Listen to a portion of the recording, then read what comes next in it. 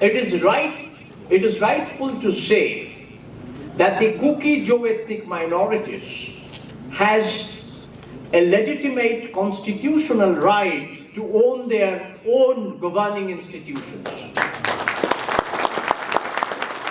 As a minority group, they must have their own self-government. Chairman, KUKI INP Shillong,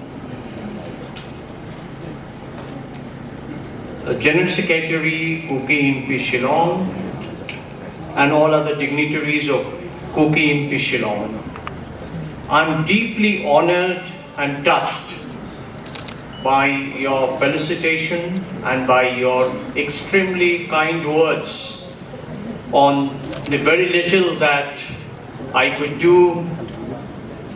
Though my profile says I am a human rights defender, but the defense that I make is more in a technical sense or in an academic sense than in the sense an activist like Pu Hijau makes by, let me not make a mistake in his name, Pu Hejang Misao makes by going down to the grassroots.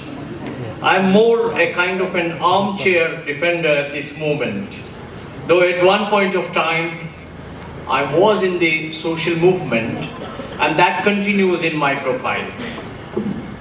And I'm deeply touched by your kind of appeal to the conscience that one has to stand for truth in the face of the kind of mayhem, onslaught, violence that an ethnic minority such as KUKI Govt community has faced since 3rd of May 2023.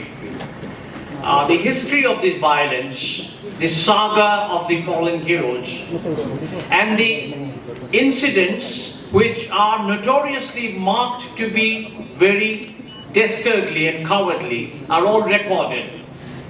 I don't want to repeat to you these incidents because you are the one who suffered, you are the one who stood for your rights, and you are the one who had to defend your nation and your community by even creating buffer zones. You had sent your children to the front line, many of them haven't returned. And I deeply share this grief, and this is a moment of grieving, mourning for the loss of the brave hearts whom we have lost in the front line, whom we have lost in defending the nation and the territory against the marauding mobs that always attempted to reach to the homelands of KUKI Govt people. So it was a kind of a bloody battle that you had to fight. And I should say that you have fought it with all your capability, with all your might. You were never the attackers or the aggressors. The aggressors came from elsewhere, and they were spinning a narrative that you are the aggressor. Any aggressor passes the blame to the victims, and they were trying to do victim blaming, victim shaming all the time in the national media and in other forms of media. As a conscientious observer, as an independent political analyst, I had to say the truth that was unraveling before my eyes. And the truth is that one has to unabashedly, without any remorse, one has to speak for the truth, one has to stand with the victims, come what may. And with this resolve, I stood with the vulnerable and the victimized in my argumentation before the media, before the world. And in certain cases, the argumentation was so difficult because they were blurring the lines, the blurred lines between a victim and a perpetrator had to be unraveled before the world. We had to show clearly who is the aggressor and who is the fallen victim. So on 3rd of May and 3rd of May onward, the whole month, the first phase of the violence, as KUKI calls it. Then there was a second phase of violence, and there was a third phase of violence. At each phase, violence was organized by a regime. The violence was not something that has happened sporadically and spontaneously, out of some anger or desperation. But the violence was organized by the regime. It was a regime-organized violence. And the regime hasn't yet gone. The regime still works through stealthily, surreptitious, clandestine means and targets KUKI Govt people. More than physical targeting and violence, the canards, the vile campaign that was launched in terms of terming the whole community as narco-terrorists, as illegal immigrants, was something more depressing. I am neither a KUKI nor a Meitei, but to hear that one of our well-known, historically settled, having a long history of its own glorious past, a community, KUKI Govt, is named as illegal immigrants. I personally do not believe that any human is illegal. The very connotation of terming a community as illegal immigrant itself raises a lot of hackles in terms of laws, in terms of a democratic constitution under which we are currently living in our very dear country, our motherland, India. Fortunately, Dr. Babasaheb Ambedkar created this constitution, a constitution that upholds the rights of smaller ethnicities, smaller minorities, and a constitution that ensures land right, right to habitat, right to have the dignified life and livelihood, which cannot be taken away by anyone as long as Constitution of India is in force. So certain constitutional provisions do come to our rescue, do come to our protection. We have a constitutional mechanism of protecting the ethnic minorities, of protecting their land, their livelihood, their assets, and to ensure their life with dignity and honor in any part of this country. Now, the hill districts of Manipur, large part of it is inhabited for a very long time by the KUKI Govt people. And we know the valley is inhabited by Meitei population. They also have an ancient history. They have their days of glory. They have their days of fall. And every community has a history of glory and a history of fall. So therefore, there is nothing to feel very specially glorified in terms of one's own history. It cannot be the case that a particular community gets a greater glorification except their own acts of glorifying themselves.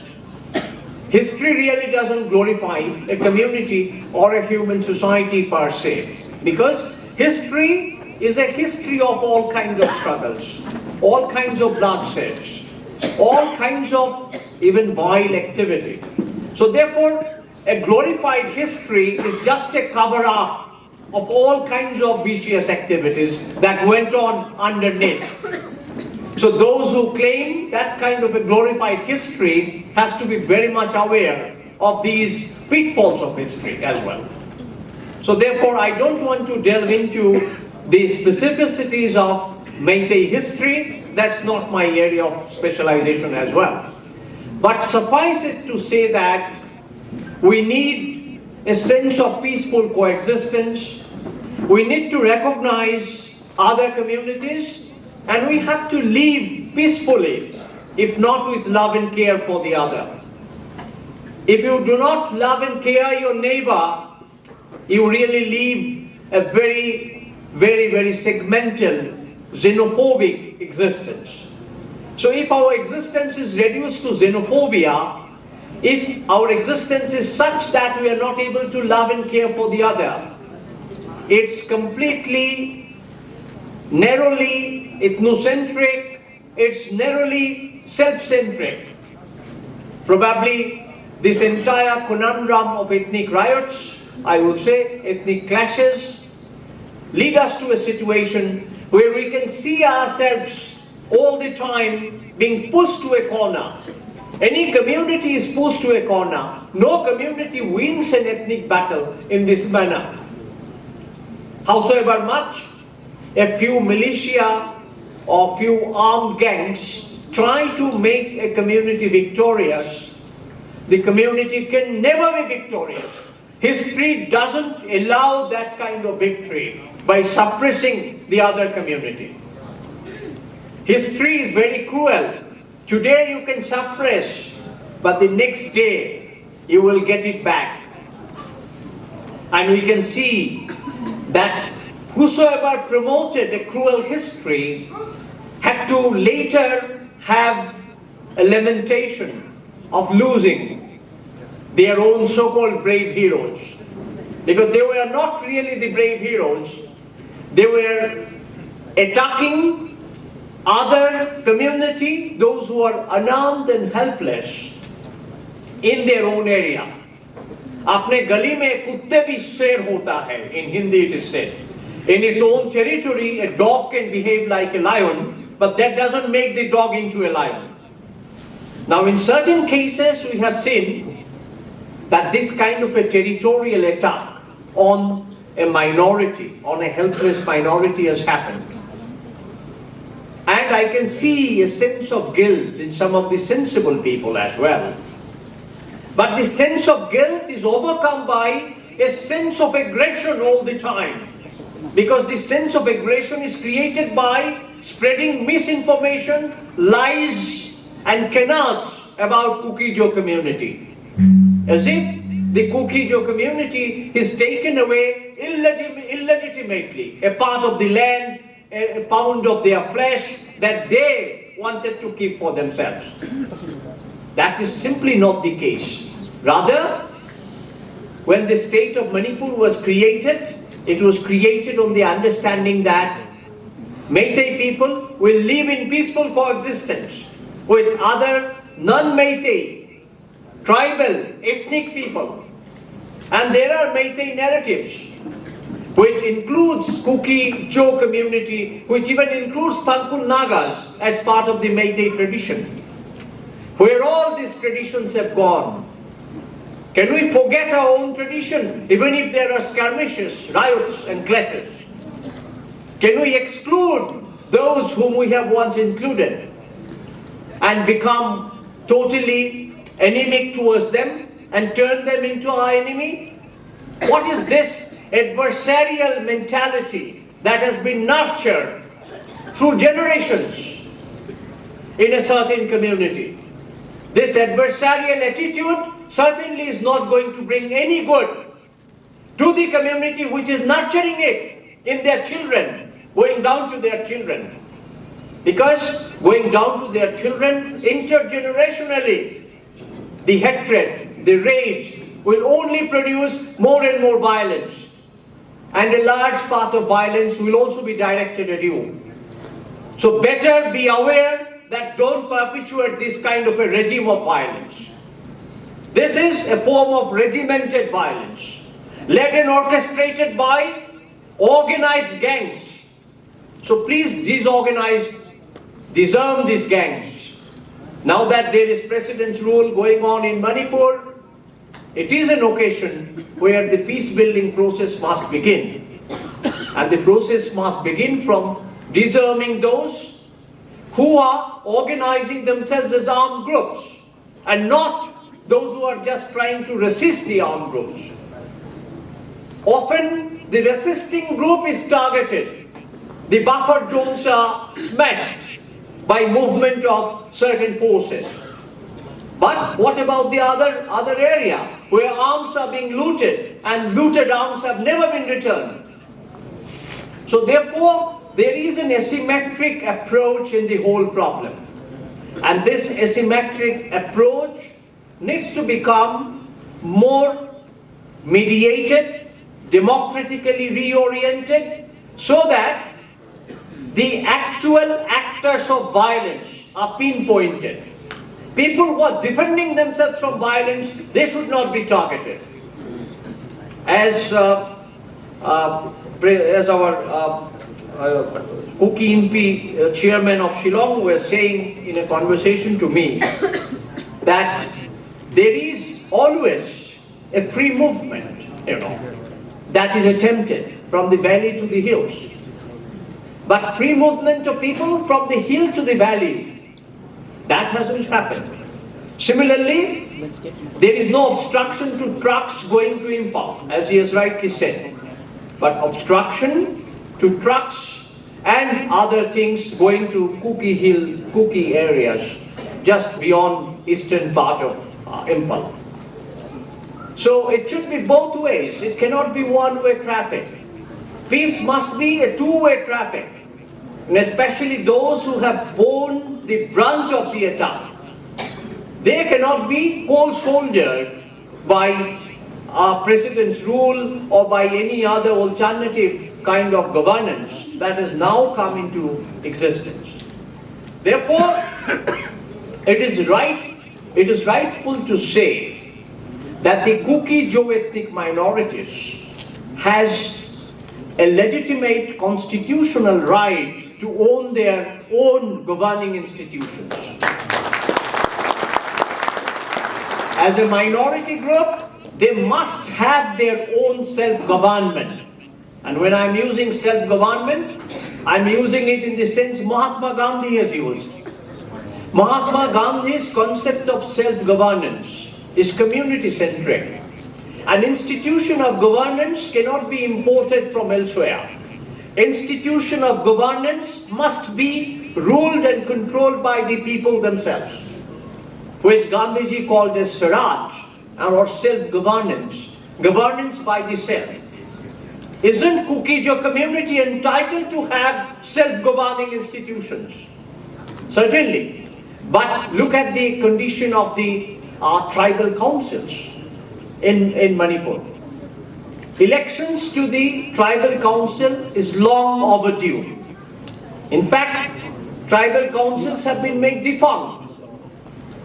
And distribution of funds between valley and the hills is another area of contention.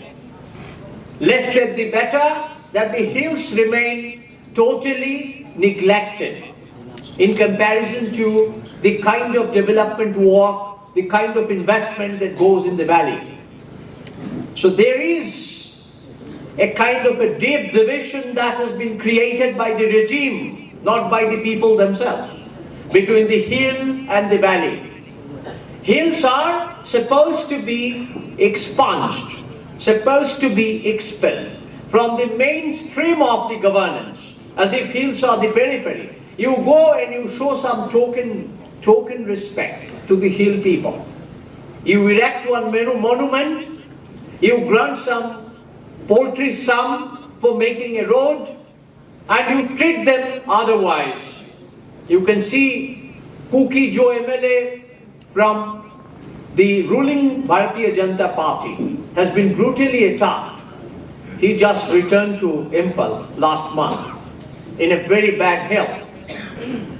So therefore, the polity has got ethnically divided. KUKI MLAs are not feeling safe in Imphal. So are we really living in a democracy when even the elected MLAs do not feel safe to go and attend the session? Of course, now it is all in animated suspension after a long battle. And a Supreme Court case is in progress.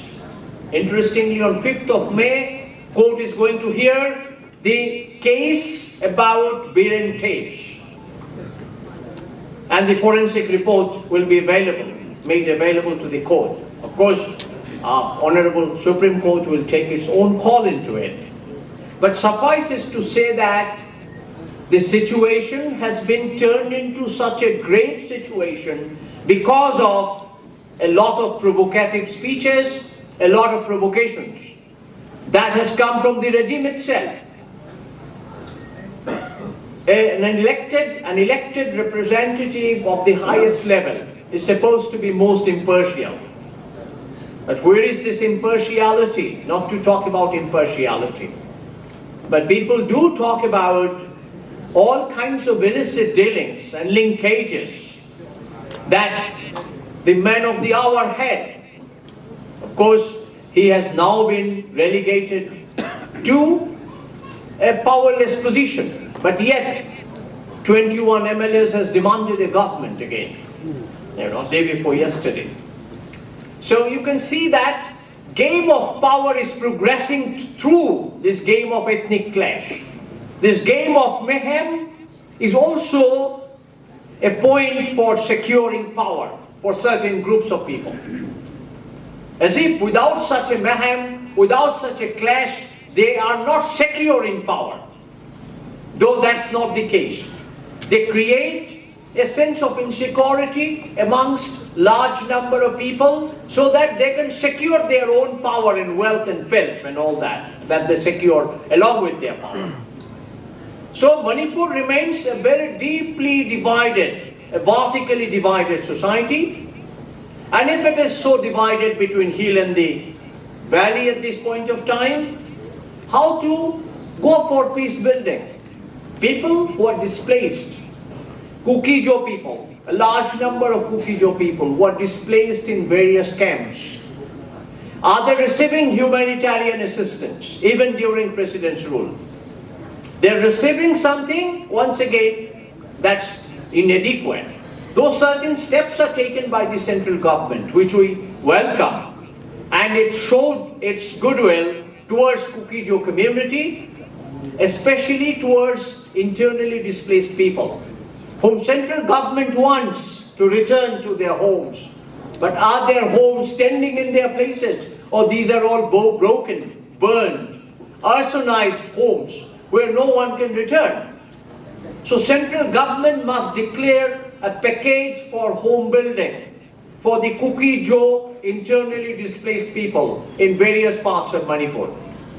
The same can be done to Meitei displaced people as well. Treat all the victims equally if you have failed to treat them before they were victimized. So, a proper package of rebuilding homes, rebuilding schools, rebuilding churches have to be worked out by the central government during this time of President's rule. If that is not done, then rehabilitation and relief work will remain on paper. It will not go anywhere. So therefore, it's absolutely urgent that internally displaced KUKI Govt people get back a decent life assisted by the government.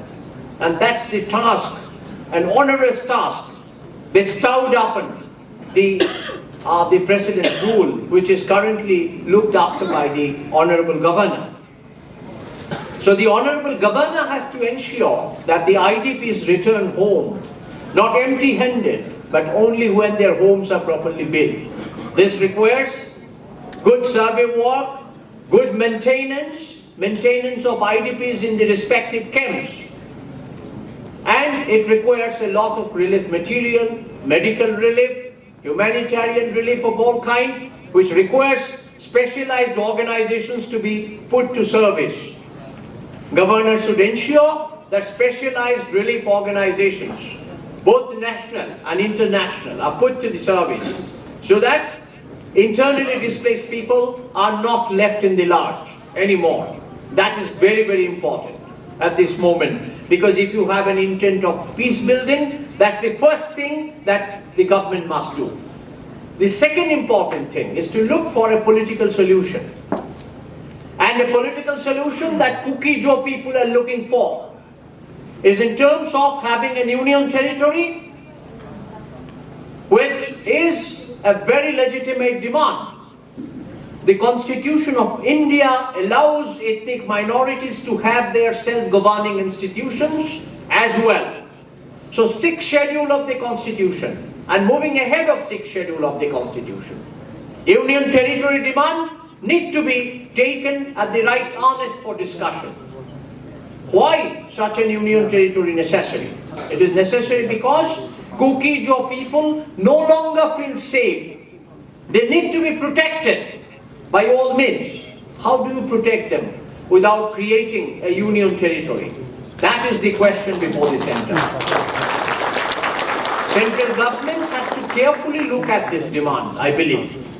It's not a demand for just separating the state of Manipur, not breaking the state of Manipur. It's a demand for ensuring life, livelihood and dignity of the KUKI Govt people. If they can provide it without creating union territory, that also can be acceptable, but these are the matters of political negotiation. The political negotiation needs to be carried out at the right honest. And forces who are trying to muddle the water, who are trying to stop the process of a political peace building, needs to be put to their place. All the time, whenever there is an attempt by the center to build peace, it gets subverted. Why this repeated subversion of the peace building process of the center by certain forces who are inimical to peace? That question central government also needs to take into account. Given the present situation of the country, I understand that we cannot demand much from the Home Ministry and the central government. The government is involved and engaged rightfully elsewhere in the wake of this Pahalgam attack. But Manipur has remained a blot, a burning spot that needed a healing touch, that cannot be ignored and limited, that cannot be ignored and neglected anymore. Especially the demands of the KUKI Govt people to have a life of respect has to be given the top priority. Without prioritizing the rights of ethnic minorities, only majoritarianism will be encouraged. We need to take demajoritarian measures. We need to ensure self-governing institutions. And going further, we need to think about the possibility of creating a union territory in order to safeguard KUKI Govt minority in Manipur as well. I think this is what I wanted to say. I would like to hear others' reflection. I hope that our KUKI Govt community gets back its own sense of dignity in no time, especially in Manipur. Those of us who are outside Manipur are not able to probably imagine the kind of trauma the community is going through. Let the KUKI Govt community be given a sense of safety, a sense of security, and their trauma be removed completely by whosoever is in government. Keeping this in view and in demand, I stop here, and once again I thank you and I express my gratitude for inviting me, for honoring me, and for recognizing a very small little work that I could do in support of truth and in support of justice. Thank you all.